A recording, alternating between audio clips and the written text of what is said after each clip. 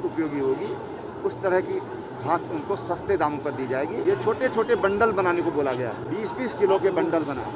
बड़े बंडल उठाना फिर भारी पड़ता है, क्योंकि पहाड़ों में थोड़ा तो उठा के ले जाना ही पड़ेगा। गांव के हर घर के आगे सड़क संभव नहीं है। और ये जो घास है, इसको आप एक बार अगर रख लेंगे तो 9 महीने तक ये खराब नहीं होती, हरी रहेगी पूरी, और ये बहुत ही पौष्टिक है।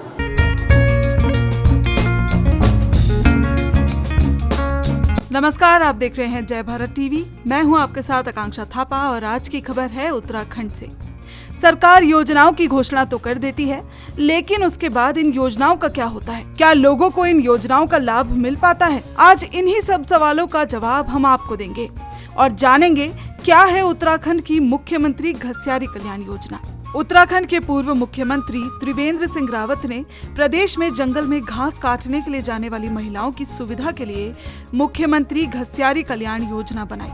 महिलाओं को अपनी जान जोखिम में डालकर पशुओं के चारे के लिए घास काटने जाना पड़ता है।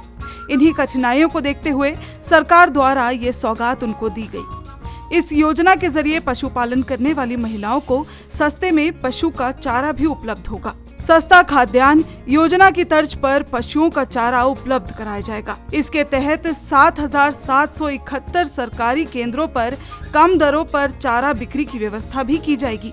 यह केंद्र तमाम गांवों के संपर्क क्षेत्र में स्थित है।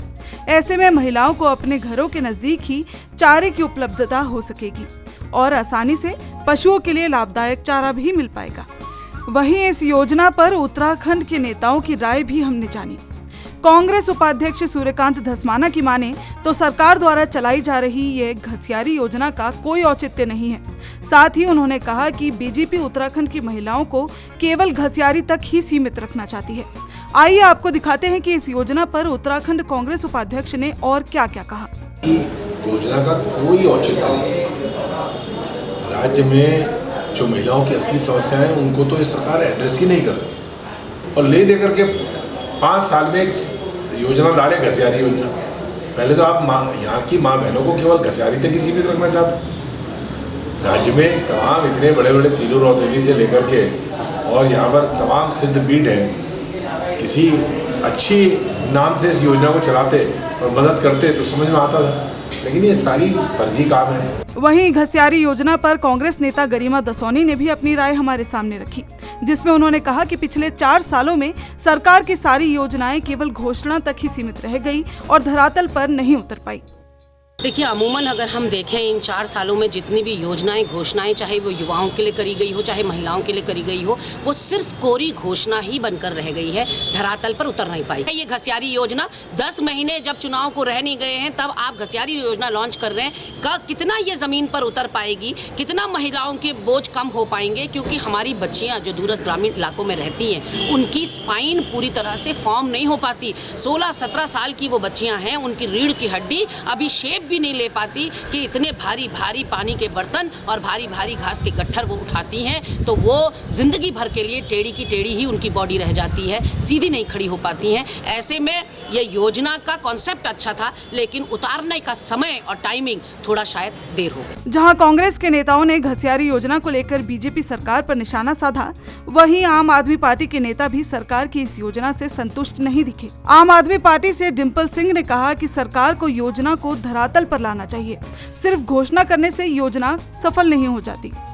वैसे तो मैंने योजना के बारे में पढ़ा है, योजना अच्छी है, लेकिन मेन मकसद जो सरकार का रहता है कि योजना को लागू कराना, वो धरातल पर लागू नहीं हो पाती।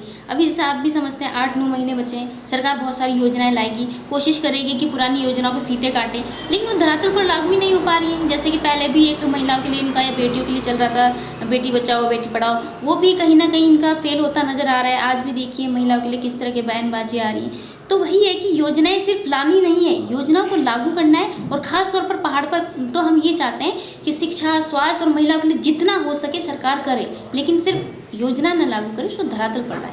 वहीं बीजेपी के नेता घसियारी योजना के पक्ष में नजर आए और उनका योजना को लेकर कुछ और ही सोचना है। भाजपा के अनुसार ये योजना महिलाओं को आत्मनिर्भर बनाने के लिए मदद करेगी और उत्तराखंड की महिलाओं के लिए सरकार द्वारा यह एक महत्वपूर्ण कदम उठाया जा रहा है।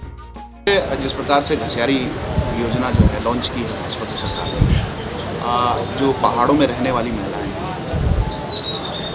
आज उनको किस प्रकार से आत्मनिर्भर बनाया जाए, किस प्रकार से उनको मेन धारा में जोड़ा जाए, इस पर सरकार की फोकस है।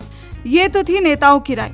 अब देखने वाली बात यह है कि घसियारी योजना को लेकर सरकार द्वारा किए गए वादे कब तक पूरे किए जाते हैं और नवनियुक्त मुख्यमंत्री तीरथ सिंह रावत योजना को कब तक धरातल पर उतार पाते हैं। देहरादून से प्रदीप बिष्ट और संदीप नेगी के साथ आकांक्षा थापा की रिपोर्ट, जय भारत टीवी।